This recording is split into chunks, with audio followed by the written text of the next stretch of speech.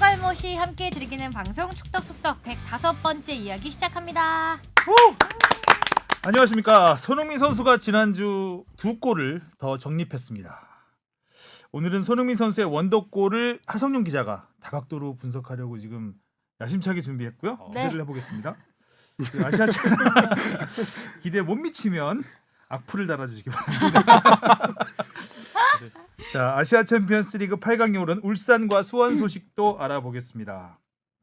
안녕하십니까, 주영민입니다. 안녕하세요, 주시은입니다. 안녕하세요, 박진영입니다. 안녕하세요, 하성룡입니다. 하성룡 기자가 네, 사과하고 있나요? 라고 할게 없어요. 긁어 붓으로 만드시려고 하고 싶었는데 공격할 게 없네요. 네, 알겠습니다. 지난주에는 이제 이정찬 기자의 장두로 시작을 해서 그걸로 끝났는데. 네, 알겠습니다. 지난주에도 댓글이 좀 들어왔습니다. 네. 읽어주시죠.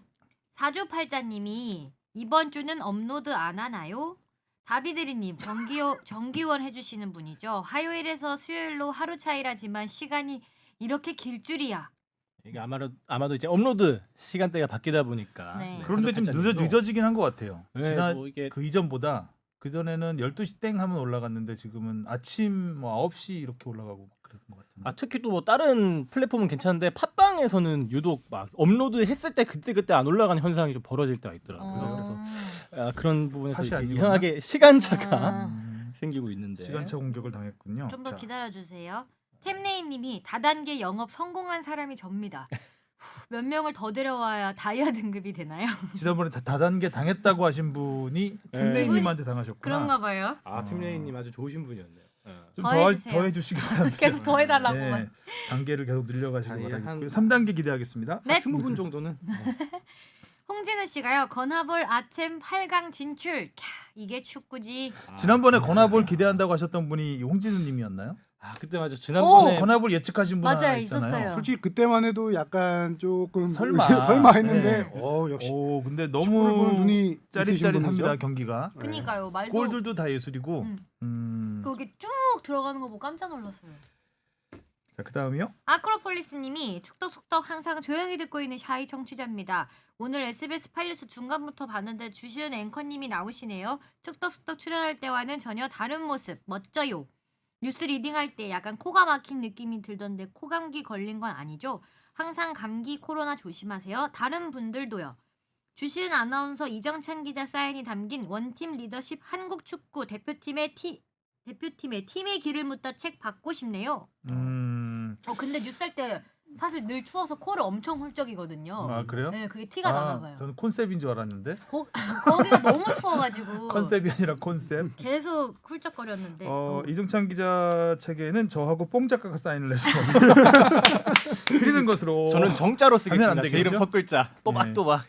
저는 인쇄해서 근데 붙여드리겠습니다. 책이 아직 있나요? 그때 이제 없다고. 그러니까 몇 번 안 남았다고 했었는데 컴퓨터 집에. 밑에서 몇 개 빼면 됩니다. 네. 안 그럼 제 거를 하나 어디서 찾아서 그렇게서라도 부제에 드리겠습니다. 또 달리는 줄 몰랐네요. 한국 축구 대표팀의 길을 묻다. 그러니까 그러니까 이런 팀에- 부제가 이 축구 이게 대표팀이 2014년 브라질 월드컵 예, 홍명보 이전에 감독 쓴 시절, 거잖아요. 홍명보 감독 시절 얘기죠. 그래서 맞아요. 굉장히 내용이 단명한 주로 이제 책이었는데 그래도 축덕 아니, 그러니까 덕분에 책이 나온 거는 브라질 월드컵 이후일 거예요. 이후에 근데 나왔나요? 이제 그 메인 스토리가 브라질 월드컵 그 홍명보 과정이 감독 브라질 월드컵 준비하는 과정이고. 과정에 대해서 네. 쓴 책인데 결국 이제 결과적으로는 결과적으로는 뭐죠? 길을 못 찾았죠. 길을 네. 찾았다. 길을 잃다. 묻다가 아니라 길을 잃다. 다음이요. 나이스 그레이드님이 무댓글이라니 다음 편성에 저녁 시간대 8시에서 10시쯤 편성해주세요 라고 하시네요. 라이브인 줄 아시나 보죠? 뭐 유튜브에 편성- 달린 댓글이라 네, 아마 편성? 그러신 것 같기도 하고. 업로드 네. 시간 업로드 시간을 말씀하시는 건지. 사실 유튜브는 저희가 신경을 잘 못 쓰잖아요. 네, 그쵸. 저희는 신경 쓰는데 저희를 신경 쓰시는 분들이 신경을 안 쓰잖아요. 좀 신경 써주시기 바라겠습니다. 보시는 분들은 또 신경 써주고 계시고. 음. 네. 자, 오늘도 라떼 출발하겠습니다. 축덕다방에 주문하신 라떼 나왔습니다. 김남일 선수 주바페는 기억을 해요? 네. 음, 그래도 2002 월드컵은 기억해요. 지금 초등학생 때. 앞에 뭐 인트로 들으셨겠지만 난리였습니다. 어떻게 보면 2002년 월드컵이 낳은 최고의 깜짝 스타. 음. 안정환 선수급으로 될까요? 그 이상? 그러니까 안정환 선수는 그 전부터 워낙 K리그에서부터 인지도가 워낙 높았고 또 포지션상 이제 골잡이였기 때문에 굉장히 많은 인기를 얻은 상태에서 더 높아진 것이고 거의 뭐 주목받지 못했죠. 김남일 선수는 사실 뭐 히딩크 감독이 아니었으면 김남일도 없었을 것이다 라고 볼 수 있습니다. 자, 진짜 사나이 멋있어. 터프가이죠. 네. 무서워요. 어떻게 보면. 겉으로 드러난 모습은 그런데 선수들 사이에서는 되게 웃긴 코미디언으로 불릴 정도로 어. 되게 사이에서는 되게 웃기다고 그리고 하더라고요. 저는 이제 그 러시아 월드컵 조추첨 그때 대표팀 코치였잖아요. 그렇죠. 예, 그 조추첨 때 같이 갔어요. 신태용 감독하고 같이 밥을 먹었는데 굉장히 샤이하다라는 느낌을 받았거든요. 그래서 뭐 이렇게 굉장히 좀 어느 자리에서나 자기 할 말하고 좀 분위기를 주도할 것 같은 느낌인데 시크하고. 의외로 신태용 감독이 말을 너무 많이 해서 그런지 몇 마디 안 하더라고요. 그래서 저하고 신태용 감독만 좀 얘기를 많이 하고, 그러니까 제가 던지는 아재 개그에 살짝 웃어주는. 그 자리에서도 아직 살짝 미소 짓는. 순간 그림에 살짝 그려졌어요. 사석에서는 막 던지니까요, 저도. 네. 그러니까 뭐 신태용 감독님도 말씀이 좀 많으신 편이고, 그래서 그랬던 기억이 납니다. 월드컵 이전에는 거의 이름이 알려지지 않았던 선수지만 나름대로 축구 엘리트 코스를 밟았습니다. 축구 명문 부평고 출신이고요. 17세 대표부터 각급 연령별 대표팀에서 수비형 미드필더로 출전을 했습니다. 청소년 선수권 우승도 아시아 청소년 선수권 우승 경험도 있고요. 한양대학교 3학년이던 1998년 방콕 아시안 게임에서 A 매치에 데뷔를 합니다. 허정무 감독의 부름을 받았죠. 교체 멤버였습니다. 당시에 이제 계속해서 이제 김상식 선수와 주전 경쟁을 펼치게 되는데 주로 이제 백업이었죠. 김상식 선수가 주전을 많이 뛰었고 이후에도 간간히 대표팀에는 뽑혔지만 역시 이렇게 주전 경쟁에서는 좀 밀리는 모습. 2000년 아시안컵 그리고 시드니 올림픽 명단에서는 제외됐습니다. 그러니까 메이저 대회에서 이제 그 선수 명단 최종 명단에는 들지 못하는 정도의 수준, 그 정도 급이었습니다. 김남일의 잠재력을 발견한 건 히딩크 감독이었죠. K리그를 통해서 김남일의 가능성을 확인하고 넌 내 남자야. 보는 눈이 진짜 좋으시다. 그렇죠. 그러니까 히딩크 감독이 놀라운 게 히딩크 부임 7개월째 김남일 선수를 처음 뽑았어요. 그 유럽 원정이었는데 그 유명한 체코 5대0 사건. 그 경기에서 김남일 선수가 그 A 매치 첫 선발 출전합니다.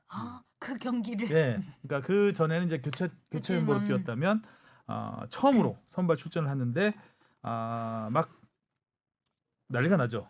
많은 비난을 받습니다. 그렇겠죠. 그러니까 5대0의 뭐 결정적인 그 패배를 자초한 건 아니지만 여러 차례 패스가 끊기고 아무래도 좀 수비적에 있다 보니까 아무래도 이제 첫 경기 첫 선발이고 하다 보니까 조금은 좀 더 과감할 필요가 있는 그 자리잖아요. 김남일 선수의 자리가. 근데 아무래도 조금 위축되지 않았나. 또 유럽 선수들과 처음 만나 볼 수 있는 그런 스타급 선수들이었기 때문에 아무래도 굉장히 많은 욕을 먹습니다. 경기가 끝나고.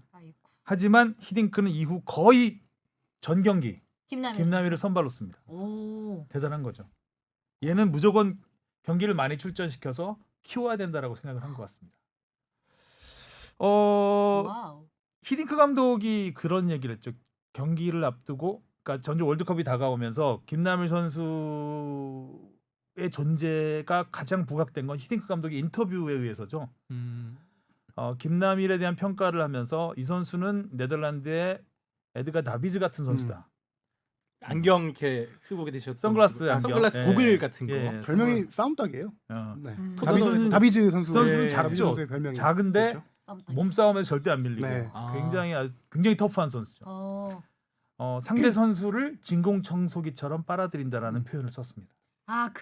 그래서 진공청소기라고 한 겁니다. 맞아요. 히딩크 감독이 붙여준 별명이에요. 진공청소기가. 다른 선수를 보통 언론이나 이런 데서 붙는데 거의 유일하죠. 김남일 선수는 왜냐하면 감독이 얘기하지 않으면 부각되지 않는 자리예요. 그 자리는 음지에서 일하고 양지를 지향하는. 그러니까 스포트라이트는 다른 골을 넣은 선수들이 받고 이런 선수들은 이제 언성 히어로라고 많이 그렇죠. 하죠. 숨은 주역이라고 할 수 있죠. 그래서 히딩크 감독이 이제 김남일에 대한 칭찬을 이렇게 하면서 김남일이라는 선수에 대해서 언론들이 많이 주목을 하게 되죠. 어떤 역할들을 그렇게 잘하길래 진공청소기라고 할까? 그래서 그 김남일의 활약을 다룬 그 박스 기사가 하나씩 따라 붙어요. 기사가 경기 상부 기사에는 김남일 선수의 활약상이 들어갈 만한 자리가 없거든요. 근데 수비형 미드필더 김남일이 왜 진공청소기인가에 대한 그런 그 순간순간의 활약상 방송에서는 김남일 선수의 그 수비 모습만 따로 캡처를 해서 캡처가 아니라 따로 모아서 리포트를 할 정도로 김남일 선수가 이제 상대의 그 스타 플레이어들 이런 식으로 괴롭히는구나. 그 진가가 나타난 게 바로 프랑스와 마지막 평가전이었죠. 2002년 월드컵 앞둔 마지막 월드컵 평가전. 개막을 앞둔 마지막 평가전에서 지단을 상대하게 됩니다. 오, 그때 이제 지단하고 막 붙는 장면이 여러 번 나옵니다. 진짜 엄청 큰데. 그리고 지단이 결국은 부상으로 교체가 되죠. 그게 이제 김남일 선수가 지단을 다치게 했다. 지단을 괴롭혀서. 근데 김남일 선수 때문에 다쳤다라고 하는데 정확히 김남일 선수 때문에 일어난 부상은 아니고요. 아마 지단이 그때 좀 노령화가 돼 있는 상태에서 나이가 들면 다치잖아요. 그쵸. 그런 게 아닐까라는 잘 다치죠. 충돌은 경기 중에 많이 있긴 많이 했죠. 있었죠. 근데 충돌은 그 많이 딱 있었어요. 충돌이 일어나서 다친 게 아니라 뛰다가 못 뛰겠다 하고 지단이 나온 거죠. 이제 힘이 붙여가지고. 그래서 여기서 또 유명한 어록을 남기죠. 김남일 선수가 지단이 연봉을 얼마 받는 선수인데 나 들었던 거 같아 이거. 어떻게 생각하느냐 이런 뒤에 이런 선수를 담갔다 어떻게 생각하느냐 했더니 제 연봉에서 치료비 까라고 하세요. 이 말 들었던 거 같아. 맞아. 굉장히 유명한 진짜 아주 배짱 장난 아니에요. 유명한 어록이죠. 이때부터 이제 김남일 어록이 막 쏟아지기 시작합니다. 근데 당시 이제 그 연봉 얘기를 제가 찾아봤더니 그 당시에 김남일 선수가 프로 3년차였어요. 1억이 안 됐어요. 네, 한 7천만 원 지단은 정도. 당시 7년이래야 되는데. 지단은 당시 거의 최고 연봉자 70억 정도. 네, 정도 되거든요. 치료비 까기가 치료비를 일단 빚부터 까고 봐야죠. 치료비는 깔 수 있는데 입원비를 깔 수가 없겠죠. 마통. 자, 제가 이 얘기를 하면서 하나 좀 중간에 건너뛴 게 있는데 김남일 선수가 히딩크호에서 A매치 데뷔골을 터뜨렸던 경기가 있습니다. 골을 네. 또 넣었어요. 그러니까 11월에 서울 상암 월드컵 경기장 개장 경기 크로아티아전에서 그 최태욱 선수가 개장 1호 골을 터뜨렸고 2호 골이 김남일입니다. 이천수의 코너킥을 얼떨결에 머리를 받았는데 이렇게 딱 보고 딱 그 골문 구석을 찌르거나 이런 건 아니고 머리에 맞았는데 그게 이제 힘없이 갔는데 높이가 상당히 골키퍼가 딱 쳐내기 애매한 높이여가지고 골키퍼 손을 맞고 아리랑 볼로 튀면서 뒤로 들어간 골키퍼 뒤로 들어간 그게 이제 해서 당시 중계진이 김남일의 골인지 몰랐어요 처음에 누가 넣은지 모르고 있다가 자책골이다 싶을 정도로 막 자책골까지는 아닌데 우당탕탕. 누군가의 머리를 맞긴 맞긴 맞았는데 맞았는데 김남일 선수 범인을 머리인지 찾아라. 모르고. 그래서 이제 카메라가 김남일 선수를 비춰주면서 김남일 선수가 얼떨결에 데뷔골을 넣게 됐고요. 이렇게 해서 이제 월드컵이 시작되면서 김남일의 그 활약상은 점점 두드러지게 되죠. 왜냐하면 계속해서 스타 플레이어들을 포함한 팀들을 만나니까 뭐 포르투갈의 핀투, 이탈리아의 토티 이런 토티. 선수들을 거의 뭐 전담 마크를 하다시피 굉장히 괴롭혔죠. 그래서 그 선수들의 그 활동폭을 좁히는 역할. 그 당시에 이제 미드필더 3-4-3을 썼잖아요. 그러니까 중앙 미드필더 2명이 김남일, 유상철 이렇게 썼는데 유상철 선수가 아무래도 그때는 이제 30대 중반을 바라보는 나이였기 때문에 이제 수비력에서는 조금 떨어지는 부분이 있었어요. 그거를 커버해 주는 역할을 했죠. 그래서 유상철 선수가 공격에 좀 더 전념할 수 있는 그런 역할을 해주면서 한국 축구의 4강 진출에 굉장히 큰 디딤돌을 놓게 되고요. 8강전에서 다칩니다. 스페인전에서 이제 거친 반칙을 당하면서 다쳐서 4강전에는 출전을 못해요. 만약에 4강에 출전했다면 우리가 미하일 발락한테 골을 먹었잖아요. 그렇죠. 아마 발락을 담그지 않았을까. 그랬으면 또 하나의 역사가 또 역사가 바뀔 수도 있지 수 않았을까라는 있었네. 그냥 즐거운 상상만 합시다 우리. 네. 김남일의 계보가 있네요. 근데 이제 저는 히딩크 감독의 당시 인터뷰 내용 중에 하나 기억이 남는 게 그 지금 상대 팀의 주요 선수들을 다 이렇게 집중 마크했던 역할이었잖아요. 김남일 선수가 히딩크 감독이 김남일 선수를 좋게 평가했던 게 상대가 아무리 유명한 선수가 나와더라도 주눅들지 않는다. 김남일 선수 스타일이. 그리고 이 다음 멘트가 기가 막힙니다. 심판이 보이지 않을 때 아주 교묘하게 안 볼 때 교묘하게 담근다. 교묘하게 발로 찬다. 제일 중요한 건데. 중요한 거죠. 히딩크 감독이 그렇게 평가를 하더라고요. 그러니까 히딩크 감독이 좋아할 만하죠. 네. 그러니까 영리한 선수네요. 투지 있는 플레이 좋아하니까요. 음. 네. 2002년 월드컵 이후에 이제 김남일 감독 뭐 프로팀은 좀 이따가 좀 간단하게 정리를 할 텐데 2006년 독일 월드컵도 주전으로 출전을 했죠. 그런데 2006년 독일 월드컵이 끝난 뒤에 2008년에 또 허정무가 출범을 하잖아요. 허정무 회에서는 또 잘 부름을 받지 못합니다. 그다음 장. 그래서 약간의 것은 이제 좀 이제 정점을 찍고 내려가는 시기라고 할 수 있겠죠. 그래도 2010년 남아공 월드컵 최종 명단에는 포함됩니다. 아무래도 경험이라는 걸 무시할 수 없기 때문에 그때 이제 뭐 허정무 감독이 안정환 선수도 물론 잘 결국 쓰진 않았지만 안정환 선수도 뽑았었고 좀 경험 위주로 이제 어느 정도 선수 그 구심점이 좀 노련한 있을 수도 선수를 있고. 이제 뽑았었죠. 베테랑 몇 명을 좀 뽑아갔어요 일부러. 그때 김남일 선수도 뽑혔는데 김남일 선수는 뭐 1차전 그리스전에서도 교체 멤버로 뛰었고요. 근데 당시에 이제 수비 그 미드필더에는 기성용과 김정우라는 붙박이 주전이 있었기 그렇죠. 때문에 이제 백업 역할을 해서 후반전에 들어가서 경기를 이제 마무리해주는 그런 역할을 했는데 나이지리아와 3차전에서 우리가 2대1로 앞선 상황에서 김남일 선수가 들어갑니다. 이제 수비에 좀 더 비중을 두겠다는 허정무 감독의 이제 교체 용병술이었는데 들어가자마자 96이라고 할 정도의 이제 백태클을 하게 되죠.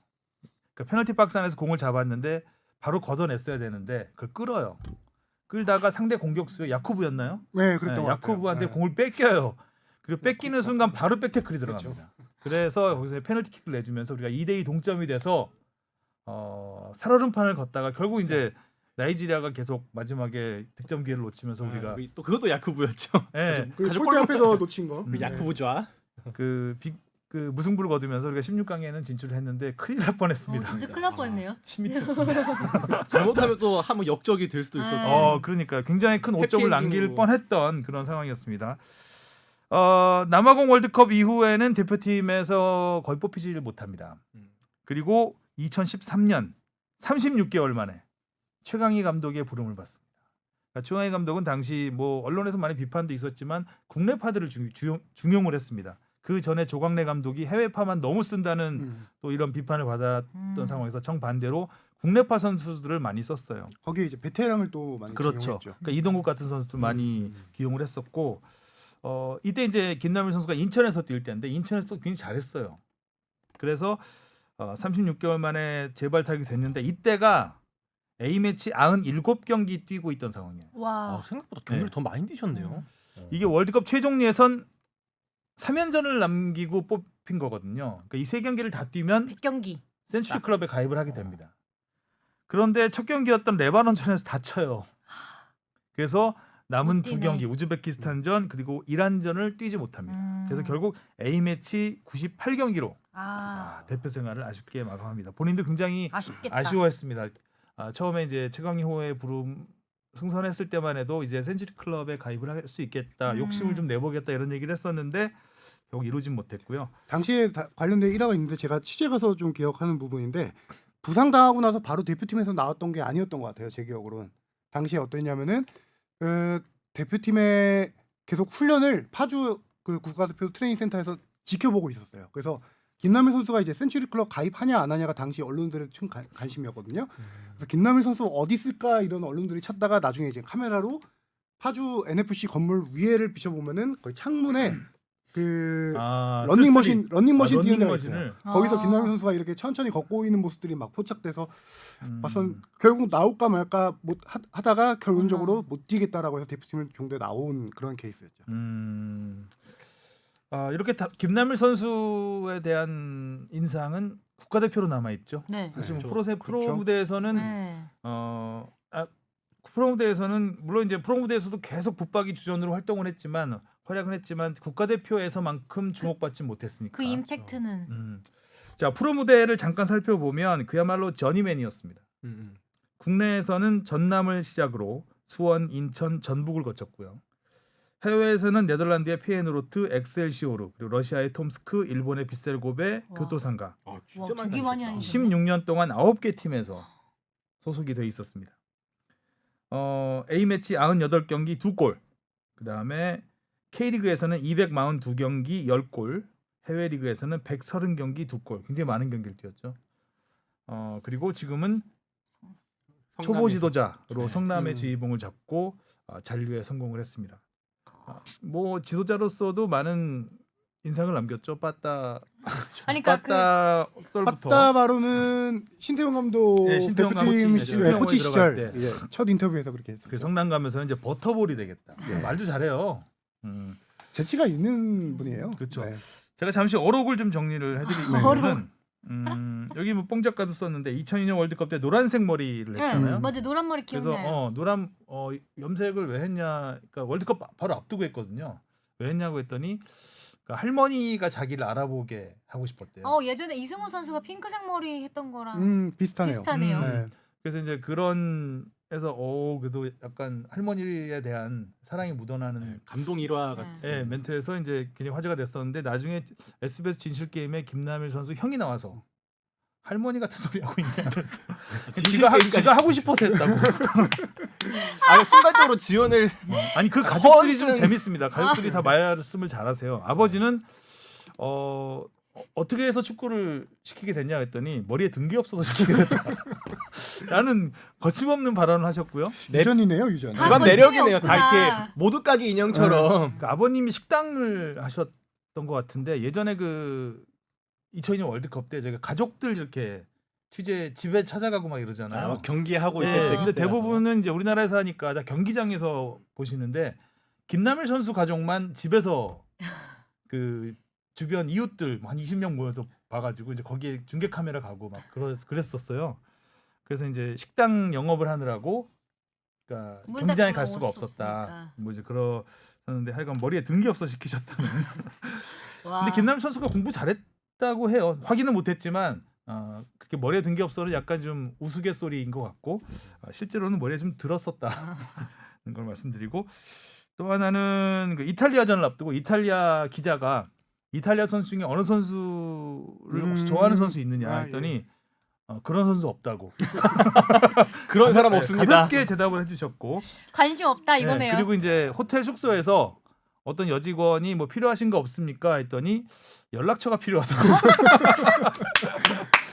그런 내용이 아우. 있고 다 또 네. 이제 그 여직원이 이제 또 지나가다가 만났대요. 호텔에서 만났더니 복도에서 만났대요. 방을 나오는데 그래서 여직원한테 혹시 시간 있으시냐고 여직원이 깜짝 놀라면서 네 그러니까 시간 있으시면 방 좀 치워주세요. 진짜 숨김없이 그냥 다 말씀하신다. 또 축구 선수가 아니면 뭐가 됐을 것 같습니까? 이건 갔습니까? 유명하죠. 유명하죠. 했더니 조폭이요. 범죄와의 전쟁. 음. 그리고 뭐 또 이제 여성 팬들한테 막 환호감 엄청 났죠. 그러니까 아마 그때 그 인기 조사도 하고 막 이랬었는데 안정환 선수를 꺾었어요. 김남일 선수. 뭐 그런 거 있던데요. 네. 올 여름 휴가에 같이 뭐 여행 맞아요, 가고 맞아요. 싶은 사람 그런 것도 1순위 있었고. 이런 저도 거. 김남일 선수가 제일 멋있다고 기억한다니까. 김남일 선수의 인기가 어느 정도였냐면은 2002년 월드컵 끝난 다음에 김남일 선수 팬클럽이 60만 정도까지 갔어요. 와. 근데 당시에 이게 60만 이요? 척도를 비교해 보면은 서태지가 20만 명 정도였어요. 와. 서태지보다 거의 3배가 문화 대통령이긴 축구 대통령. 김남일 서태지 선수- 팬들의 공격 기다리겠습니다. 그리고 당시 소속팀이 전남이었잖아요. 네. 월드컵 이후에 전남 구장이 거의 매진 사례가 이렇고 뭐 다른 구장도 김남일 그렇겠지만 보려고? 유명했죠. 광양 광양이 거기다가 엄청 전남 구단이 김남일 선수 전담 경호원만 한 30명을 붙일 정도였어요. 30명. 네. 진짜 완전 그냥 아이돌, 정도로 인기가 아이돌이다. 정말 대단했죠. 그 김남일 선수가 식당에서 밥을 먹고 있는데 한 여성 팬이 와서 사인 좀 부탁합니다. 그랬더니 밥 먹고 밥뭐 네, 그것도 이제 아닌데. 유명한 일하고 와. 또 한 여성 팬이 이제 김남일 선수가 지나가는데 사랑해요, 뭐 결혼해 주세요, 막 이러잖아요. 그랬더니 김남일 선수가 너 키 몇이니? 그랬더니 170이요. 꽤 크잖아요. 그랬더니 3cm만 더 커. 그랬다는 얘기도 있고. 그래서 하여간 좀 여러 가지- 다 해주시네. 어록들도 많고 참 재미있는 어찌 보면 약간 만화 캐릭터 같은 그런 선수 생활을 했던 것 같습니다. 재미있는 라떼였습니다. 멋있어요? 네, 멋있으신 것 같아요. 자, 지금도 멋있죠? 네. 지금도 처음에 멋있습니다. 그거 아직도 기억나요. 그 검정색 마스크. 검은 검은 검은 정장. 너무 잘 어울리죠. 네, 너무 잘 어울려서 깜짝 놀랐어. 그 홍시우 선수인가요? 네네. 홍시우 선수가 이제 그 10대 나이에도 주전 자리를 네. 꿰찬 이유 그때 들으셨죠? 네. 김남일 선수의 선수. 눈을 유일하게 똑바로 쳐다본 선수였다. 자, 무엇이든 물어보세요. 앙으로 가보겠습니다. 네, 원팀 리더십 책 보유자님이 보내주셨는데요. 포항이 올 시즌 좋은 성적을 거둔 이유 중 하나로 약 20억 원을 투입한 퍼포먼스 센터를 뽑더라고요. 그래서 퍼포먼스 센터를 칭찬한 기사를 여러 개 봤는데요. 기사들에서 말하는 공통적인 장점이 다양한 피지컬 운동기구, 크라이오테라피, 선수 개별 맞춤형 체력 측정, GPS 데이터 등 데이터베이스 축적 및 분석, 재활 및 회복 프로그램, 인조잔디, 필드 등을 뽑더라고요. 근데 가만히 생각해보면 다양한 피지컬 기구는 스포츠 구단엔 모두 당연히 있는 거고 크라이오테라피 같은 경우도 고가 장비인 건 맞지만 요즘은 조금만 큰 헬스장 가면 볼 수 있는 거잖아요. 포항이 20억 원을 투자해서 선수들의 경기력이 향상됐다고 하니 K리그 인프라가 향상되고 주먹구구식 훈련이 아니라 좀 더 과학적인 훈련 시스템이 자리가 잡혔다고 하니 기쁜 일임에는 분명한 것 같습니다. 근데 앞에서도 언급했듯이 지금 설명한 장점의 특징들을 가만히 생각해보면 다른 구단들도 다 하는 것 같은데 특별히 다른 구단들과 차별되는 무언가가 있는지 잘 모르겠어요. 포항 퍼포먼스 센터가 타 구단과 비교해서 특별히 어떤 점이 장점이고 특화된 건지 궁금합니다. 역시 우리 원팀 리더십 보유자님은 리더십 있습니다. 저 이거 구경했던 것 같은데 네. 퍼포먼스 그거 센터. 질문 자체부터 아주 심도가 있고 네. 자기가 던지고 답까지 하면서 더 나아간 질문을 또 던져주시는 자, 하성룡 기자의 예. 답변이 어느 정도 충실한지 한번 판단해 주시죠. 그 퍼포먼스 센터는 2019년 4월달에 만들어졌어요. 이제 포항 구단 사장이 2019년? 예. 얼마 얼마 안 안 된 됐군요. 겁니다. 예. 얼마 안 된 거고요. 포스코 이제 본사에다가 얘기를 해서 설득을 해서 20억 원을 투자받아서 설치를 다 했는데 네. 이거는 지금 뭐 그냥 간단하게 말하면 진짜 말한 대로 웨이트 트레이닝장으로 볼 수 있지만 그게 좀 더 전문화 세분화돼 있다는 거고요. 이게 클럽하우스 다른 구단들은 보통 클럽하우스 안에 피트니스 센터가 있습니다. 웨이트 트레이닝장이요. 근데 이 퍼포먼스 센터는 별도 건물인가요? 별도의 건물이고요. 어. 그 잔디구장 바로 옆에 맞아. 돼 있어요. 맞아요. 그 외부에 있는 거고 잔디구장 바로 옆에 있고 그래서 특징 중에 하나는 그 안에 또 인조 잔디가 깔려 있어가지고요. 웨이트뿐만 아니라 필드 훈련을 같이 복합적으로 할 수 있는 퍼포먼스 센터예요. 그러면 어느 구단에나 있는 그런 시설하고는 좀 차이가 있군요. 그렇죠. 이제 그 웨이트 트레이닝장이 좀 잘 돼 있는 데가 전북인데 전북 클럽하우스 워낙 좋잖아요. 거기도 네. 문만 열고 나오면 바로 저기 필드예요. 맞아요. 잔디 구장이고요. 좋아요. 약간 두 분 다 비슷하게 가보셨나 보. 전부 가봤죠. 그렇죠. 포항도 가봤어요. 저. 그럼 딱 아. 눈에 봤을 때 네. 차이점 같은 게 있었어요? 이런 외관상으로도. 외관상으로요? 다른 구장이랑 비교해봤을 때. 근데 되게 좋긴 좋다. 막 또 딱 엄청 봐도. 좋고 막 이래서 좋긴 좋다 이랬는데. 네. 아니, 전 잘 시설이니까. 모르니까요. 깊이가 너무 없는데? 저는 그냥 좋다. 와 아이, 좋다 와, 잠깐만. 이러고 막. 예쁘다. 여러 구장 다 네. 가보셨으니까. 아니 근데 전북은 넓다, 클럽하우스 좋다. 자체가 좋고, 네. 클럽하우스 자체가 약간 무슨 좋고. 새집 구경하듯이 모델하우스 약간 들어가서 모델하우스 야 좋네. 혹시 채광 잘 되고. 화장실부터 가본 거 아니죠? 뭐 베란다가 3베이네 뭐 이런 거. 그죠? 그래서 이 퍼포먼스 센터를 포항에서 만들 때 해외에 이제 이런 퍼포먼스 센터 좋은 거를 미리 가봐서 그 어떤 게 좋다 이런 걸 다 미리 보고 와서 지은 건데요. 그 갔던 구단들이 뭐 미넨도 갔었고 브라질의 코린치안스도 갔었고 그 다음에 제가 예전에 잠깐 말한 적이 있는데 카타르가 엄청 이런 시설에 투자를 많이 한다고 했잖아요. 거기 아스파이어 재단이라고 있어요. 어린 선수들을 워낙 쫙 키우는 그 거기도 다 벤치마킹해서 지은 건데 지은 이유 중에 하나가 이제 좀 중요해요. 포항이란 팀이 예산이 많이 넉넉하지 않은 그쵸. 팀이에요. 그러다 네. 보니까 매 시즌 스쿼드가 되게 약해요. 그럼 이 전력으로 최상의 퍼포먼스를 내기 위해서 뭐가 필요할까라고 본 게 부상 방지. 부상 방지. 재활. 거기다가 체력. 이 두 가지가 중요하다고 보고 이 퍼포먼스 센터를 기획을 하게 된 거예요. 그래서 포항이 이거를 이제 지난 시즌 후반기에 포항이 성적이 워낙 좋았잖아요. 막판에. 그러면서 이제 네. 구단에서 보도자료 이 퍼포먼스 센터의 힘이 컸다라고 보도자료를 내면서 이게 좀 많이 알려지게 된 건데 그 당시 이제 포항으로부터 받았던 자료를 좀 설명해드리자면은 퍼포먼스 센터가 생기기 전과 후에 부상 발생 상황을 좀 비교한 게 있어요. 물론 전제 조건이 있어요. 시즌이 27경기로 줄어든 건 있어요. 근데 그걸 감안하더라도 지난해 39건 부상이 발생했는데 선수단에 올해는 25%가 줄어든 29건이 발생했다는 거예요. 근데 여기서 이 건수만뿐만 아니라 부상 부위가 중요한 거예요. 그 선수들이 체력을 키우고 어떤 경기 전후 워밍업, 그다음에 쿨다운 훈련 이런 등등을 이 퍼포먼스 센터에서 하잖아요. 거기서 가장 많이 이게 제대로 안 될 경우 가장 많이 나오는 부상이 근육 부상이거든요. 햄스트링? 네. 아. 근육 부상이 7건에서 4건으로 거의 절반 그 가까이 제일 돼요. 중요한데. 그렇죠. 그죠? 다른 부상은 뭐 골절이라든가 음. 이런 관절 이런 아. 부상은 조금 뭐 이런 사전에 방지하기가 좀 힘든데 어렵죠. 이런 근육 부상은 이렇게 할 수 있다는 거죠. 그렇죠. 거기다 또 한 가지 관절 중에서 이 포항 구단이 밝힌 것 중에 하나가 무릎 관절 부상은 조금 방지가 가능하대요. 네. 이게 어떻게 대비가 가능하다는 건데 경기 전후에 피지컬, 코어 밸런스 훈련으로 좀 커버가 가능하다는데 이 무릎 관절 부상도 거의 절반 가까이 줄었다. 이렇게 예, 효과는 있었다는. 그렇죠. 그렇죠. 뭐 이 정도면 그죠. 부상 안 나고 쭉 보고서네요. 뛰면은 선수 산 거랑 비슷한 또 효과를 누릴 수도 있는 그렇죠. 보고 온 거 예. 맞았어요, 저. 그래서 이 아 그거 보고 그거 확인했어요. 보고 온 거 맞았어요. 아, 뭐- 네. 좋은 것도 맞았어요? 네? 좋은 것도. 좋은 것도 맞아요. 그때 성민규 선수가 포항의 자랑이라고 하면서 맞아요. 소개했고 아, 명물처럼 하죠. 근데 저는 왜 착각을 잘 못했냐면 막 거기서 게임을 막 코끼리 코 돌고 이런 거 막 못해가지고 거기서 부상 방지해야 되는데 코끼리 코 돌고 이랬어가지고 그래서 그래서 다른 뭐 피트니스 센터랑 뭐가 다르냐 이런 질문을 해주셨는데 다른 피트니스 센터에도 장비 뭐 고가의 장비 많고 엄청 좋은 거 많겠죠. 큰 좋은 헬스장 가면요. 근데 여기는 이제 축구 선수들에게 필요한 전문 장비들이 다 있는 거예요. 좋았던 거. 일반 헬스장과 다르게. 음. 그리고 이런 모든 걸 과학화 수치화해서 거기서 테스트하고 가끔 손흥민 선수가 저기 비시즌 끝나고 구단 합류하면은 체력 테스트 같은 거 하는 거 보이잖아요. 거기 웨이트장 안에서 네, 네. 그런 시설들이 다 갖춰져 있는 거고요. 음. 그 다음에 한 가지가 좀 잘못 알려져 있는 게 크라이오 테라피가 거기 퍼포먼스 센터에 있다라고 하는데 그건 아니고요. 그거 엄청 못 봤어요. 비싸다 고가 장비. 그러던데. 그게 이제 못 봤던 급속 것 같아요. 냉각 요법 하는 네. 거거든요. 엄청 추운데 들어가는 영하 황희찬 130. 선수가- 그래 그건 못 그렇죠. 봤어요. 확실해요. 그렇게 많이 고가요? 그거 비싸죠. 꽤 비싸다고 네, 하더라고요. 황희찬 제가 알기로는 황희찬 선수가 개인용으로 집에 들여놓은 거가 7천만 원 정도고 이제 와. 더 뭐 이렇게 더 좋은 거는 외제차네, 비싸겠죠. 외제차. 저도 가격은 정확히 모르는데 그러네, 외제차네. 이거를 거기다 갖춰 놓은 건 아니고 음. 그 포항에 있는 이 센터가 있대요.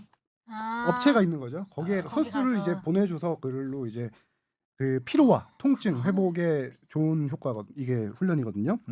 훈련이라기보다 치료라고 해야겠죠. 그 네. 추운데 어떻게?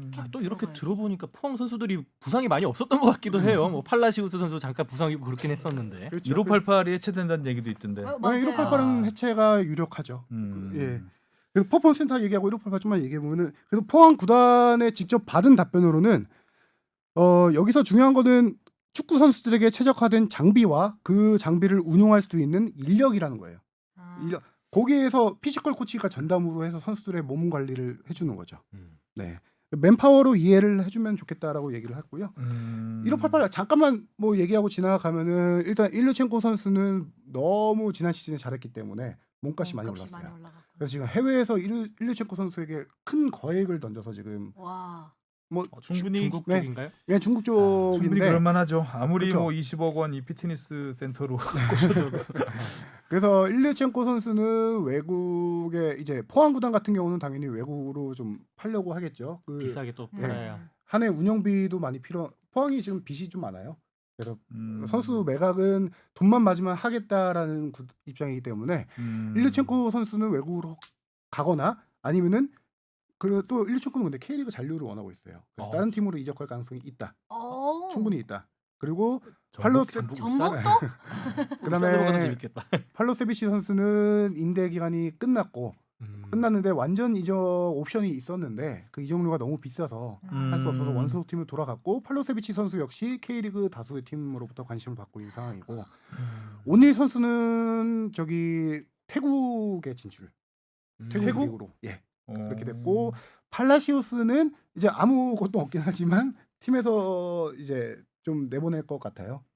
가장 완전 외국인 선수들 중에서는 1588 다 네. 그렇게 끝나네요. 그래서 지금 지금 진짜. 김기동 감독이 지금 비디오를 보면서 해외 선수들 나갈 수가 없는 상황이니까 비디오 보면서 해외 선수들 이제 뽑으려고 외국 선수 뽑으려고 엄청 지금 많이 보고 있다고 하더라고요. 눈 수술 네, 하셨다던데. 눈 수술 했는데 안 좋은 상황에서도 계속 보고 있다고 하더라고요. 자, 충실한 답변 감사하고요. 다음 네. 질문이요. 다음 질문도 원팀 리더십 책 보유자님이 보내주셨는데요. K리그 유스 소속 중고교 팀들은 모두 골키퍼 코치가 있잖아요. 근데 일반 학원 축구팀이나 클럽 축구팀에는 골키퍼 코치가 비용 등의 문제로 인해서 모두 있기 힘들 것 같은데요. 이런 팀들의 골키퍼들은 아무래도 개인 사비를 투자해서 개인 레슨을 따로 받지 않을까 싶은데 일반 일반 학원 축구팀들이나 클럽 축구팀들의 골키퍼들은 어떤 식으로 교육을 받고 레슨비에 대한 부담은 어느 정도인지 또한 우리나라 유소년 골키퍼 교육의 문제점이라든지 이런 구체적인 현실들을 알고 싶습니다. 그리고 축협 차원에서 이런 일반 학원 축구팀들이나 클럽 축구팀 골키퍼 선수들을 위해서 어떤 제도적인 지원이나 계획을 하고 있는지 궁금합니다. K리그 유스팀이나 일반 학원 축구의 골키퍼 코치를 반드시 둬야 된다라는 규정은 없습니다. 네, 없고요. 없는데 일단 K리그 유스팀들은 12세, 15세, 18세 세 개의 팀을 운영하는데 18세 팀들은 규정은 없지만 다 골키퍼 코치를 운영하고 있어요. K리그 산하 유스팀들은요. 그리고 15세 팀 같은 경우는 있는 팀도 있고 없는 팀도 있고 거기 12세 같은 경우는 거의 없는 편이 많죠. 12세는 좀 8대8 위주로 하기 때문에 그리고 주로 이제 산하의 골키퍼 코치가 없는 팀들 같은 경우는 방법이 두세 가지가 정도가 있을 수 있는데 18세 팀 코치가 잠깐 와서 좀 선수들 봐주는 경우도 있고요.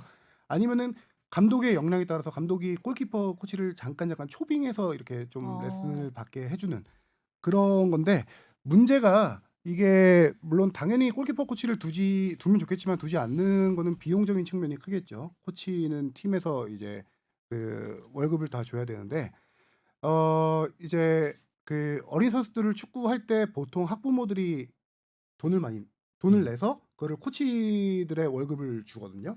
뭐 학교에서 나오는 것도 일부 있겠지만요. 근데 골키퍼들은 워낙 선수들이 많지가 않아요. 그러다 보니까 학교에서 골키퍼 영입할 때 이런 비용들을 면제해주면서 영입하는 케이스가 좀 많습니다. 그러다 보니까 예를 들어 골키퍼 3명이 한 팀에 있다? 그러면은 단순 계산으로 한 명당 100만 원씩 내 해서 300만 원 해서 골키퍼 코치를 영입해서 주면 되긴 하는데 골키퍼 선수들을 다 비용 면제해서 영입한 케이스가 많다고 했잖아요. 반면에 필드 플레이어 선수들은 학부모들이 돈을 일부 17반에서 내죠. 그걸로 코치 비용을 대는데 그 필드 플레이어 돈까지 해서 골키퍼 코치를 기용하기가 조금 부담스럽다. 이게 좀 말하기 되게 안타까운 현실 중에 하나죠. 그래서 제가 잘 아는 골키퍼 K리그에서 뛰었던 지금 은퇴한 선수인데 이 선수한테 한번 물어봤더니 자신은 대학생 때까지도 골키퍼 코치가 없었다라고. 그렇죠. 최근까지 예전에는- 뛰었던 분이. 네, 최근까지 뛰었던 선수인데 프로에 와서 처음으로 골키퍼 코치의 코칭을 받았다. 이 정도로 얘기할 정도로 지금 골키퍼 그 코치 없이 훈련한 선수들이 그래도 예전에 비해서 많이 나아진 게 이제 사교육 시장이 꽤 있어요. 예전에 비해서. 지금 뭐 은퇴한 김용대 선수도 골키퍼 아카데미 같은 걸 운영하고 있고요. 제가 예전에 잠깐 취재 갔던 건데 지금 수원의 골키퍼 코치인 김봉수 코치도 용인에다가 아카데미를 따로 열었었고 지금 하는지 안 하는지 모르겠네요. 골키퍼만 양성하는 골키퍼만 아카데미? 양성하는. 근데 그래서 그렇죠. 참 거미손 학원. 좋은 골키퍼들이 계속 많이 나오고 있는 게 그러게 그런 거 다행이네요. 따지는데 네. 우리나라 골키퍼의 나라다 뭐 음. 이런 말 되게 많이 하잖아요. 예. 네, 그렇게 해서 이제 사설에서 좀 교육을 받는 케이스도 꽤 있는데 그럴 경우 비용이 정확하진 않지만 제가 듣기로는 1회에 뭐 10에서 15만 원 정도라고 들었고요. 골키퍼 코치가 이렇게 많지 않은 이유 중에 하나가 골키퍼 출신 감독 보신 적 없으시죠? 그쵸. 네, 코치도 많고 일단 그 라이센스 자체가 좀 달라요. 아, 우리는 보통 이제 지도자 강습회에서 자격증 딸 때 뭐 D 코스부터 시작해서 D, C, B, A, P 코스까지 다 많이 들어봤잖아요. 네. 골키퍼 코치는 코스가 다른 게 일단 C 코스까지는 필드 코치랑 똑같은 교육을 이수해야 됩니다. 그리고 C 코스가 있는 상황에서 골키퍼 프로그램이 따로 있어요. 레벨 1, 2, 3가 있는데 3가 되어야지 저기 일반 모든 팀을 할 수 있고 국가대표까지 할 수 있거든요. 그리고 코스가 좀 다른 문제도 있고 뭐 그러다 보니까 골키퍼 코치 강습에 참가하는 사람도 많진 않고 그러다 보니까 인력도 많이 부족한 게 사실이라고 하더라고요. 어렵네. 골키퍼 그렇죠. 골키퍼 코치가 저 때도 당연히 없었고요. 그 학교에서 사실 뭐 그 감독도 학교 감독도 그러니까 축구 전담 감독 지금은 전담 감독이 있는 팀들이 대부분 있는데 우리 때는 이제 체육 선생님이 그렇죠. 아. 체육 선생님이 하다가 이제 한 분은 축구부. 축구부, 한 분은 아이스하키부 뭐 이렇게 맡고 하셨는데 그래서 이제 아이스하키에 쓰는 용품을 이제 수업 교실로 갖고 들어와서 사랑연매로 쓰시는 분들이 좀 있으셨는데 골키퍼 코치는 그야말로 저희 때는 언감생심이었죠. 그리고 보통 축구를 시작하면 골키퍼, 그러니까 필드 플레이어로 안 되면 골키퍼로 전향하는. 그냥 뭐 체격 좋고, 그렇죠. 예, 보통 키 이런 크고. 수순이었기 때문에 골키퍼는 골키퍼만을 위한 양성 그 아카데미가 있다는 것도 많이 발전한 거죠. 그렇죠. 그리고 또 지난번에 이정찬 기자도 얘기를 했지만 골키퍼가 이 라인이 학벌 학연이 좀 세잖아요. 네네네. 그래서 그 부분에 있어서도 우리나라 골키퍼 이 교육 양.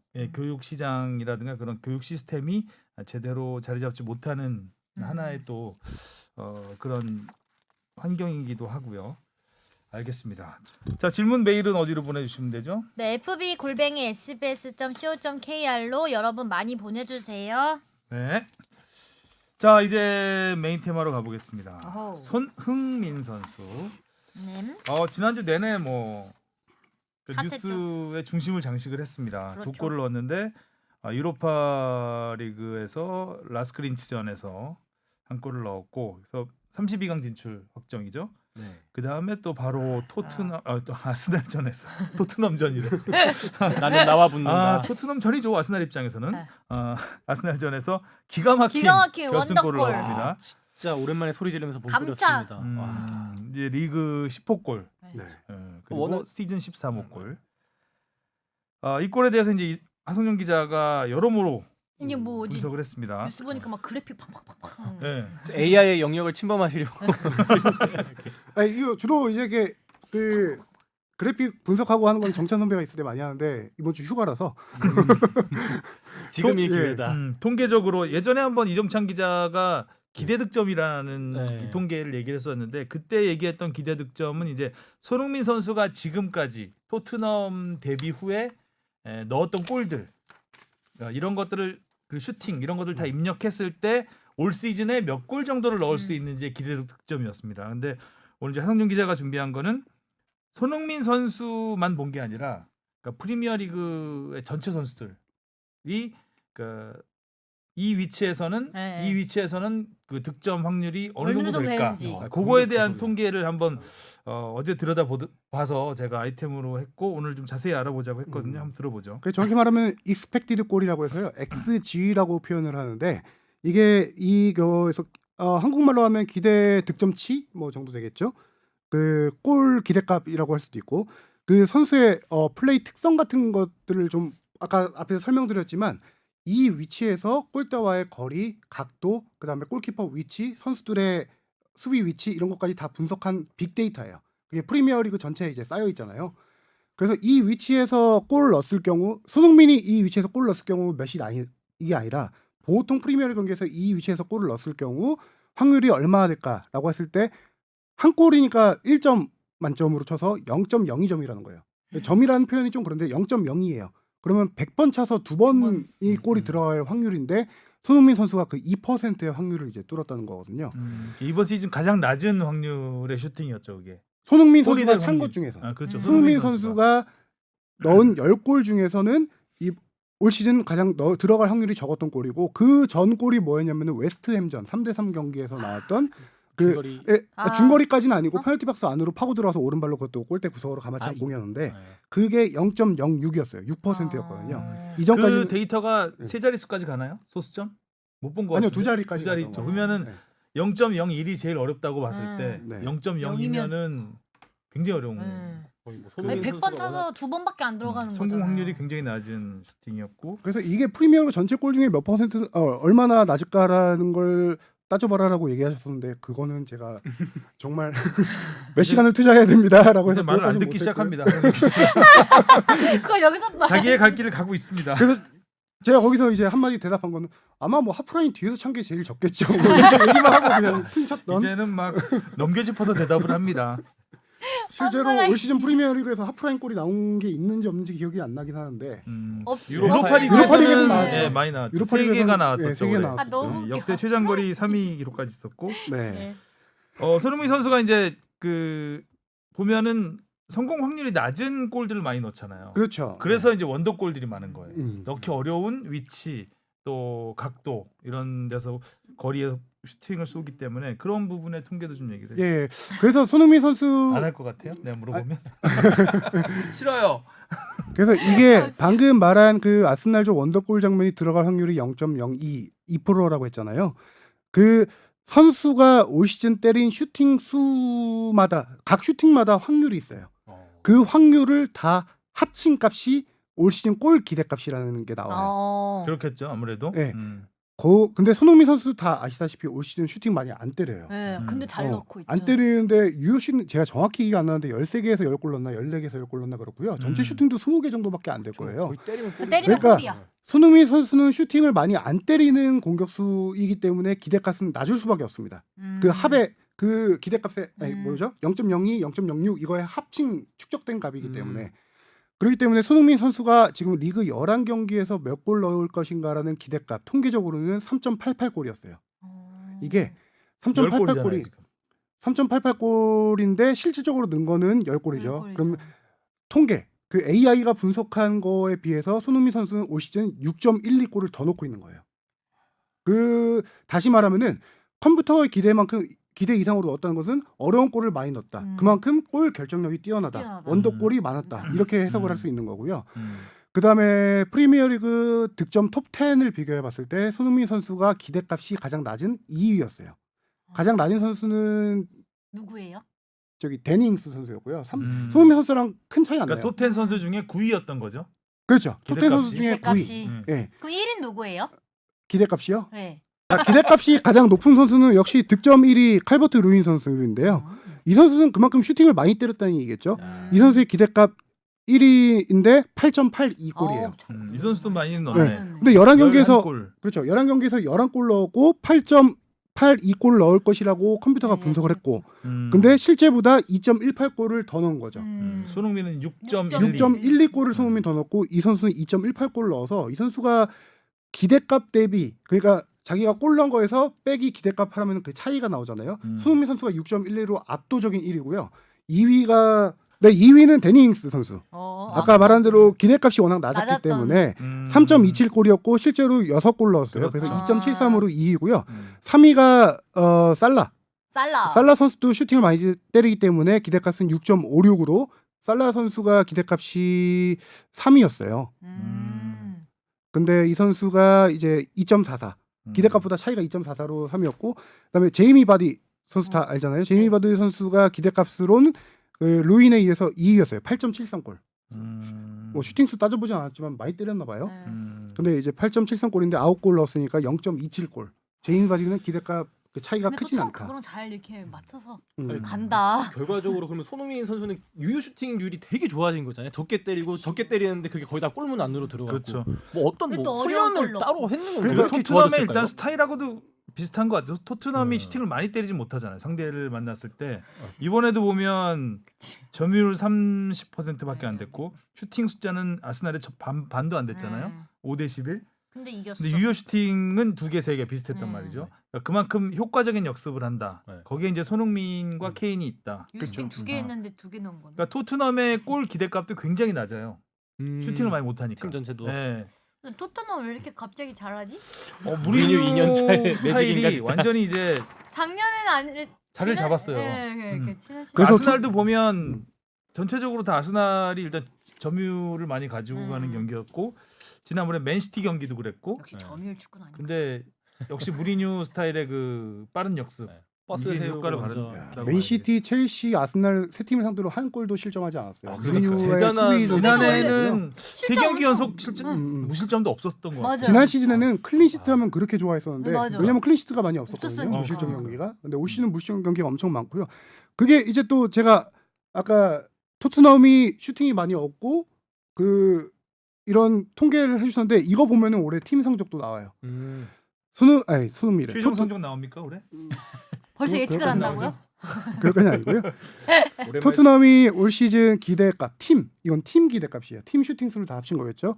17.39골을 11경기에서 17.39골을 넣을 것이라고 이제 기대값이 나왔는데 실제로 23골을 넣었습니다. 와. 5.61골을 기대보다 더 넣었는데 대부분 이제 우리가 빅6라고 부르는 팀들 뭐 아스날, 첼시, 아스날도 맨유, 들어가나요? 맨시티 리버풀 그냥 때. 전통적인 빅6 리버풀 뭐 이렇게 다 했을 때 올 시즌 성적이 안 좋은 두 팀을 꼽아 보면은 맨시티와 아스날이잖아요. 네, 그렇죠. 다른 팀들까지는 다 기대값보다 이상 많이 넣었어요.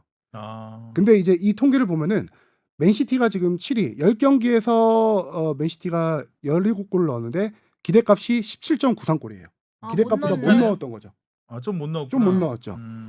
거기다가 이제 아스날이 아주 심각한데 아스날 패러디 된 거 보시죠. 손흥민이 아스날 올 지금 시즌 10골 아니에요? 네. 손흥민이 올 시즌 10골 리그에서 네, 10골 넣었는데 근데 아스날 현재는 팀 전체 그렇게 득점이 안 현재 10골이잖아요. 자막에도 막 그렇게 나가서 그렇죠. 네, 바이럴 11경기에서 10골 넣었는데 팀 기대값이 11.73골이에요. 음. 슈팅도 많이 못 때리고 골도 많이 못 넣고 했던 아니, 저도 이번에 아스널 경기 보니까 막 되게 흐름이 많이 끊기더라고요. 특히 거의 최종 라인까지 가서 뭐 라면 면발 툭툭 끊기듯이 패스가 사실 이제 네, 손흥민 선수가 슈팅도 잘 못하고. 차고 잘 넣었지만 아스날의 수비 실수도 있었죠. 그렇죠. 네, 중간에 뺏기고.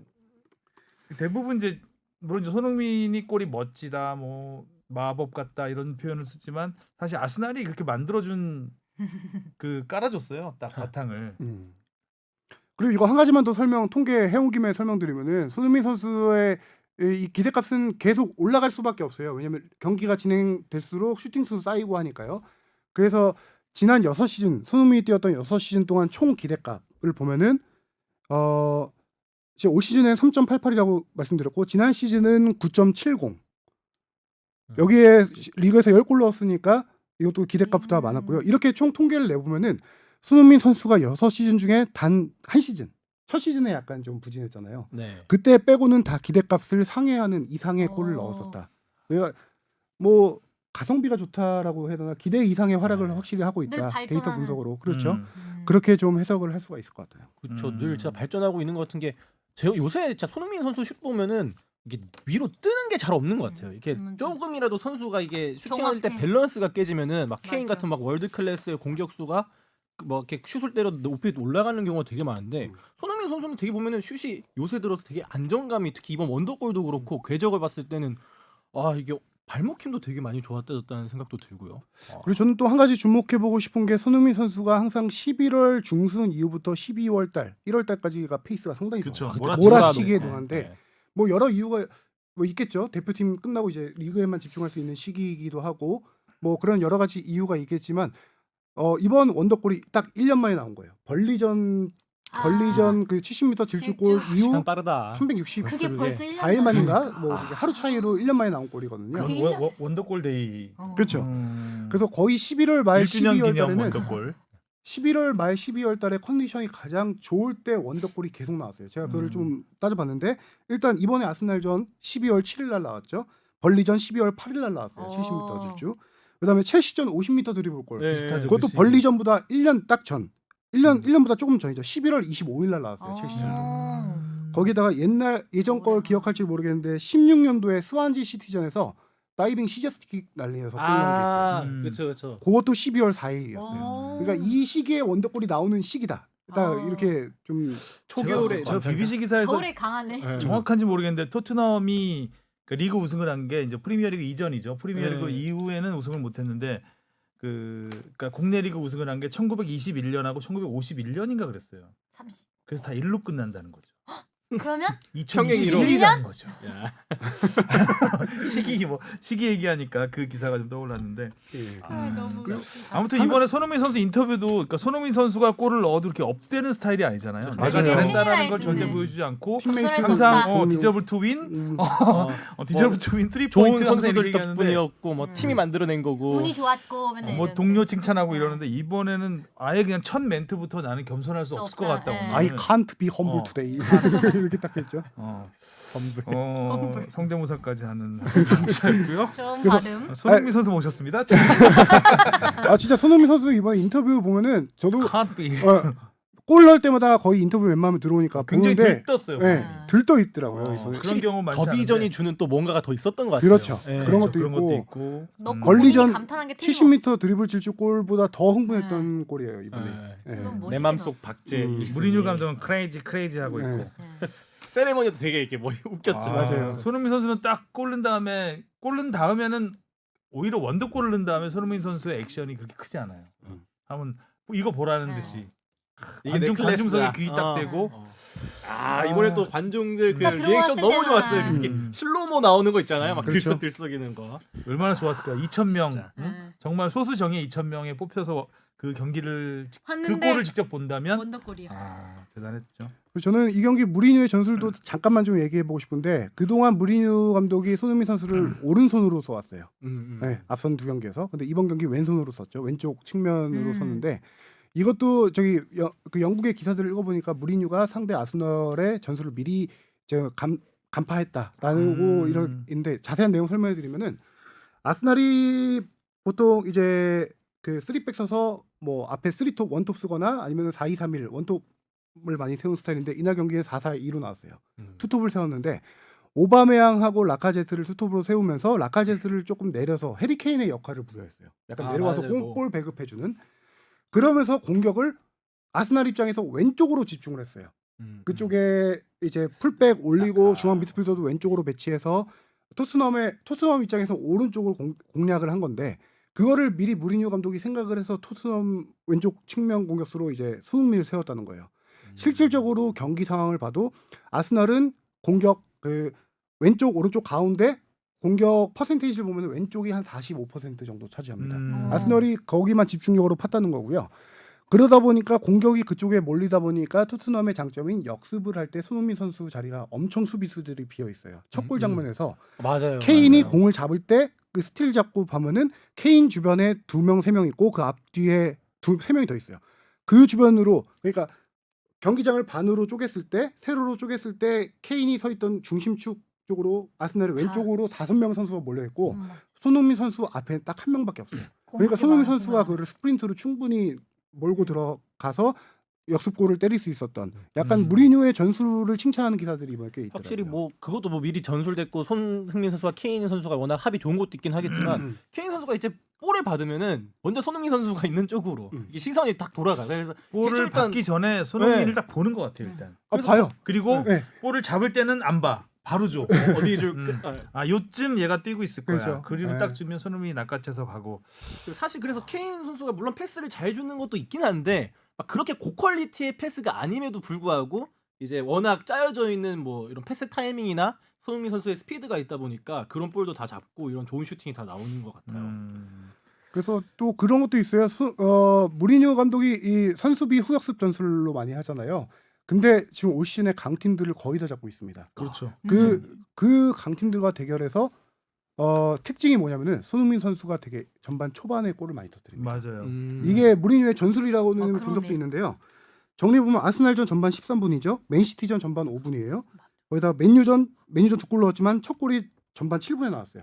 다 이른 시간에. 네, 손흥민 선수의 첫 골 얘기하는 거예요. 뭐 1대0에서 넣었기 때문에 1대1이었나? 하여튼 그런 상황이었는데 무리뉴 감독이 수비를 두텁게 하는 만큼 손흥민 선수 역습을 활용해서 전반에 그렇게 골을 넣으면은 그 경기들의 특징 중에 하나는 상대 팀들이 강팀들이 더 올라오고. 더 공격 만회하기 위해서 더 올라오고 그러다 보니까 더 골이 많이 나오게 된다. 맨유전 6대2였나 그랬잖아요. 네. 네. 그런 식으로 강팀을 잡는 방법이라고 그렇게 또 분석하는 기사도 있더라고요. 2년 차 무섭다. 자, 아직 2년 차. 한 강팀 남았습니다. 리버풀이 남았죠. 리버풀이 남았죠. 레스터도 다음 뒤에 주. 있고요. 예. 리버풀과 레스터 시티전. 리버풀전 좀 기대된다. 리버풀이 그래도 나름 거의 뭐 차포 다 떼고 지금 하는 상황인데 그렇죠. 아주 잘하고 있죠. 네. 수비 라인은 아예 망가졌죠. 그냥. 음. 다 부상으로 없죠. 뭐 네. 최근 기사 보니까 오히려 반다이크 있을 때보다 지금 수비를 더 잘하고 있다 뭐 그런 반다이크가 기사도 뭐 뭐가 약간 돼. 있는데 제가 한 말은 아니고 기사가 반다이크 빠지고 아마 6경기 무실점 뭐 그런 연속이 아니고 6경기 무실점했다 그런 기사도 저도 본 것 같아요. 반다이크 뭐가 돼. 자, 아무튼 손흥민 선수의 활약은 계속 이어지고 있습니다. 다음 주에도 기대를 해보겠고요. 자, 그리고 아시아 챔피언스 리그로 넘어가 보겠습니다. 예. 울산은 예상을 했지만 수원이 쇼킹합니다.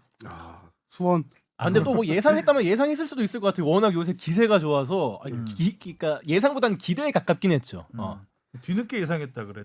결과 나온 다음에. 참고로 16강전에서 수원이 이긴 요코하마가 전북을 4대1로 이긴 팀입니다. 맞아요. 그죠? 약팀이 맞다, 아니었다. 그러네. 네, 조별리그에서. 지금 리그의 순위는 좋진 않아요. 리그 현재 9위이긴 한데 지난 시즌 이제 리그 우승팀인데 요코하마 수원 올 시즌 챔피언스 리그에서 지금 현재 4경기 정도 했는데 2승 2무로 저기 패배가 없죠. 주목할 점 중에 하나는 제가 한참 시즌 진행 중이고 수원이 10일이 막 강등권 추락할 때쯤 한번 얘기했던 것 중에 하나가 수원은 전반에 잘한다. 예. 전반에 네. 앞서거나 비기는 경우가 많은데 후반에 항상 막판 네. 뒷심 부족으로 역전당하고 했다라고 안 했는데 되죠 이번에는. 지금 ACL에서는 반대가 되고 있어요. 음. 지금 4경기 치른 것 중에 첫 경기 0대0 무승부 제외하고 3경기에서 다 후. 골 3경기에서 잠깐만요. 6골 나왔나? 그런데 그중에 6골이 다 후반에 나온 골이에요. 이 뒷심이 강해졌다. 예. 건하볼의 그렇죠. 특징인가요? 네. 뒷심이 있다. 뒷심이 있다. 그리고 실제로 박건호 감독이 온 이후에 수원 성적이 많이 좋아졌잖아요. 좋아졌죠. 네. 역시 건화볼.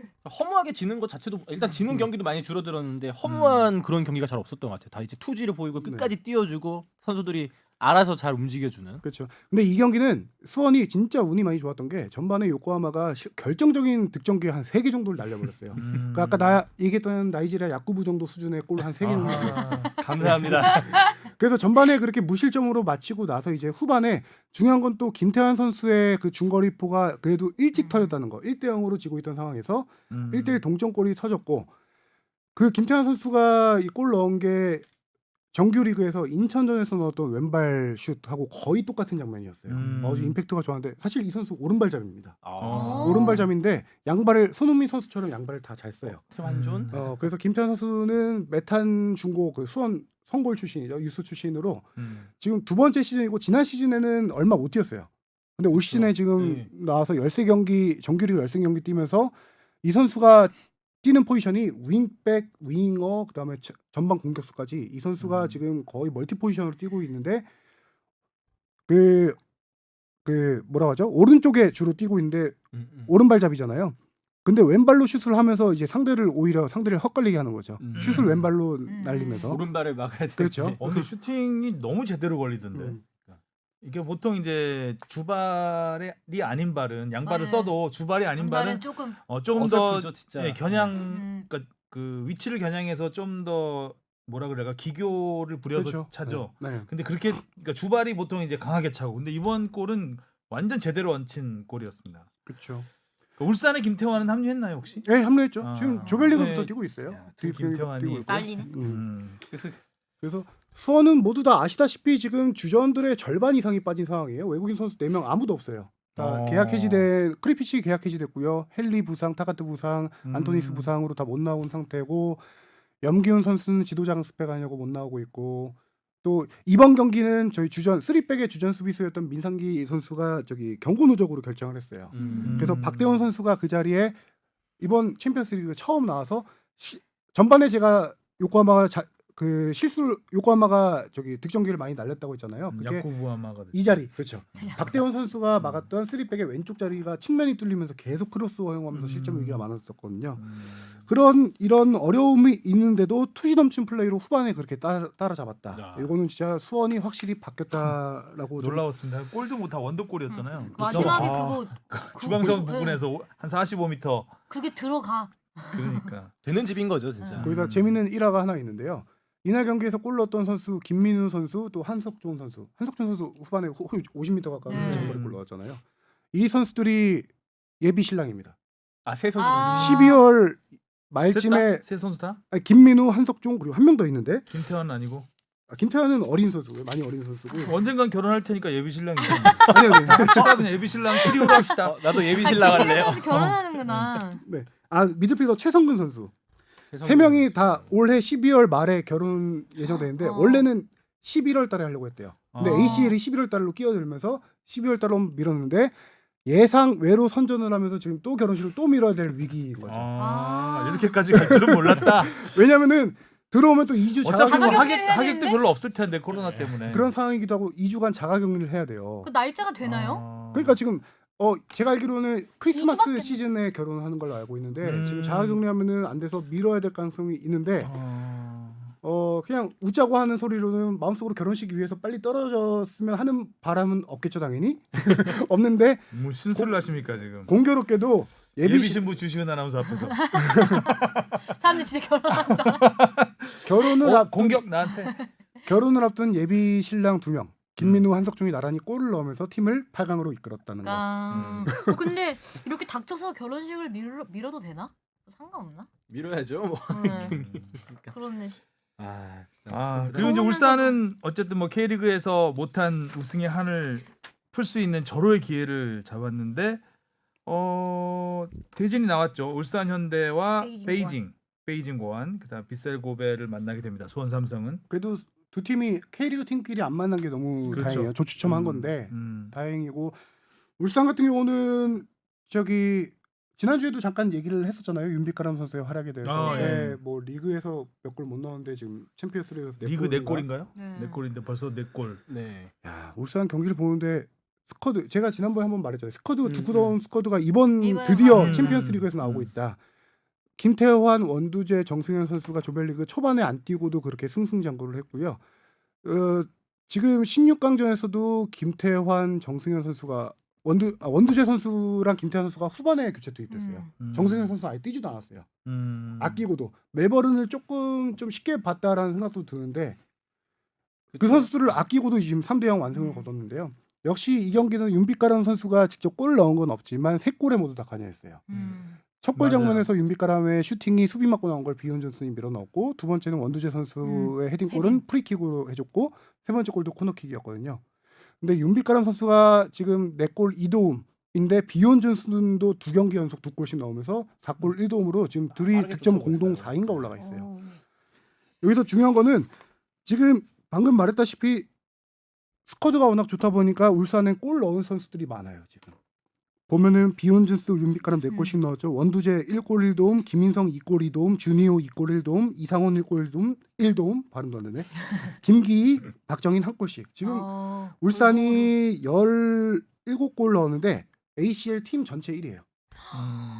2위 팀이 아까 수원한테 지금 요코하마 15골인데 울산이 지금 경기당 거의 뭐 2.4골씩 넣으면서 아예 전체 1위를 달리고 있고요. 울산 좀 좋은 성적 거뒀으면 그러니까 지금 좋겠다. 계속해서 이제 시간이 갈수록 아까 뭐 김태환 선수도 합류하고 뭐 기사 보니까 조현우 선수도 곧 합류할 거라고 스쿼드가 이제 지금도 이제 잘하고 있는데 더 두터워지니까 기대가 더 생기게 되는 것 같아요. 지금 조별리그에서 5승 조별리그랑 16강전에서 5승 1무 했는데 지금 5연승 중이에요. 야. 16강전까지 6연승 중이네요. 근데 그 1무가 뭐였냐면은 2월 달에 열렸던 이번에 재개되기 첫 전에 경기. 열렸던 첫 경기였어요. 첫 경기. 그 이후로 불안. 지금 11월 달에 계속 ACL 이기고 재개한 있다는 이후로는 계속 전북한테 진 다음에 계속 이기고 있는구나. 그렇죠. 이기고 있구나. 예. 정숙이랑은 뭐가 있나? 그래서 여기 우리 뽕 작가가 김도훈 감독의 용병술 적중. 어떻게 생각하십니까? 이거는 뭐 너무 단편적인 얘기긴 한데 맞는 게 어차피 원두재 선수, 비욘준 투입된 선수 둘 다 선수들이. 후반에 교체 투입된 선수들이 넣었으니까 네. 용병술 적중. 단편적인 뽕 작가 해석 저는 뭐 맞습니다. 네. 요새 울산 경기 보면은 뭐 다른 포지션 뭐 골 넣는 선수들도 있고 뭐 중원에서 뭐 원두재나 윤빛가람 선수들 되게 잘해주고 있는데 전 좌우 풀백에도 진짜 눈이 많이 가더라고요. 그러니까 왼쪽에도 뭐 박주호 선수 있었고 지난 뭐 홍철 선수도 있었고 뭐 오른쪽에는 설영우 선수랑 김태환 선수가 많이 띄워주고 있는데 생각해 보니까 대한민국 우리 국가대표 대한민국 클럽팀 중에서 국가대표가 국가대표급이죠. 네. 양쪽 다 책임져주고 있으니까 사실 너무 전북도 사실 든든하더라고요. 양쪽 윙백이 국가대표급을 데리고 있으면서 그렇죠. 굉장히 네. 그 그쵸. 공격적인 축구를 할 수 있었는데 지금 이제 김진수 선수 떠나고 갔으니까. 이영 선수 다쳐버려가지고 전북은 이제 탈락을 했고 네. 울산이 지금 점점 좋아지는 것 같아요. 갈수록. 네, 울산은 이제 제대로 선수들이 조직력도 맞고 음. 맨파워도 나오고 하는 것 같고요. 그 멘탈리티 자체도 확실히 그런 위닝 멘탈리티라고 많이 주바페 갖춰지고. 좀 약간 늦지 않았나는 표정. 그 내년 시즌을 기대하면 돼요. 시즌 끝나가는데 너무 근데 우리가 울산의 공격력에 주목했지만 지금 수비력도 대단한 게 아까 말했다시피 수비의 핵이잖아요. 정승현 선수, 김태환 선수, 원두재. 그 선수들이 초반에 빠지고 나중에 들어왔지만 빠지고도 지금 전 경기에서 5실점밖에 안 했어요. 와. 조현우 골키퍼도 빠진 상황에서. 음, 근데 이제 다음 상대가 조금 세죠. 베이징 고안 김민재 베이징 고안. 선수가 있는 팀인데요. 베이징을 넘으면 넘어서 우리 K리그 팀끼리 4강을 진짜, 딱 채웠으면 좋겠습니다. 네. 카타르에서 갖는 K리그 팀 간의 경기. 지금 아시아 챔피언스리그를 주목하고 있는 K리그 한 팀이 있죠. 대구입니다. 지금 수원이 올라가나 말아에 수원이 따라서 만약에 우승을 하게 되면 대구의 챔피언스리그 진출이 좌절되죠. 못 나가게 되죠. 네, 수원에게 진출권이 넘어가니까요. 그렇군요. 자, 이렇게 챔피언스리그까지 알아봤습니다. 그리고 뭐 간단하게 오늘 새벽에 있었던 메호대전 아예 얘기를 호날두가 하면 이겼죠. 호날두가 페널티킥으로 2골을 넣으면서 날도 저는 그 경기 하이라이트로만 하이라이트. 봤는데 부폰이 정말 잘하는데요. 부폰도 아. 아직까지 뛰고 있군요. 아, 메시 슈팅이 괜찮았는데 다 막았어요, 그거를. 부폰. 부폰이 포켓몬스터 말하듯이. 부폰이 나이가 한 41, 될 거예요. 네. 아. 대단해요, 하여간. 유벤투스가 여하튼 지난번에 이제 호날두 없을 때 홈에서 네. 졌잖아요. 근데 이번에 원정에서 3대 0으로 크게 이기면서 조 1위로 16강에 어휴, 가게 됐고 7, 8년생이네요. 7, 8년생 한국 나이로 43. 43. 한국 나이로 43. 우와. 아무튼 부폰의 경기가 아마 리그에서는 잘 못 나왔는데 이 큰 경기에서 역시 그렇죠. 이름값을 했습니다. 호날두도 뭐 진짜 챔피언스리그의 사나이답게 또 페널티킥의 사나이. 챔피언스리그 말고 페널티킥 페널티킥의 사나이로 약간 좀 위치를 내리기로 하고요. 메시는 그러니까 최근에 그 마라도나 사망 이후에 필드골 한번 넣고 그 이후로 또 주춤하는 모습. 바르셀로나가 좀 안 아직 재계약을 네. 안 한 건가요? 좀 남아 했죠. 예, 제가 안 했죠. 재계약으로 떠나는 걸로 이미 FA 거의 된다 만다 그런 또 얘기가 안 하겠죠. 안 할 것 같아요. 재계약을. 지금 상황 봐서는. 그럼 이적이 거의 확실. 그렇죠. 어디로 가려나? 뭐 맨시티 맨시티 얘기가 얘기가 많이 나오겠죠. 많이 나오죠. 맨시티. 아무튼 이게 태업인가? 응? 태업인가? 그럴 수도 있죠. 그럴 수도 있죠. 그러니까 약간 그 뭔가 의욕은 떨어졌을 거예요. 많이. 네. 뭐 동기부여 같은 게 별로 안 될 수 있으니까. 그러니까. 사직서까지 동기가 냈는데 떠났잖아 수아레스가. 아, 그러니까 동기부여가 안 돼. 안 되지, 안 되지. 아무튼 일단 메호대전 하면은 참 한 시대를 풍미했던 37번인가 만났다는 것 같은데 역대. 뭐 레알하고 같이 있을 때니까 지금이야 이제 이게 마지막이 될 수 있다라는 얘기가 그렇죠. 많이 나오더라고요. 그렇죠. 네. 나중에 뭐 둘이 자선 경기 하지 않는 이상 자선 경기는 뭐 대전이라고까지 대전까지도 못 가죠. 한 수원 정도. 자 오늘 소식은 여기까지 알아보겠습니다. 다음 주에 뵙겠습니다. 수고하셨습니다. 고생하셨습니다. 고맙습니다.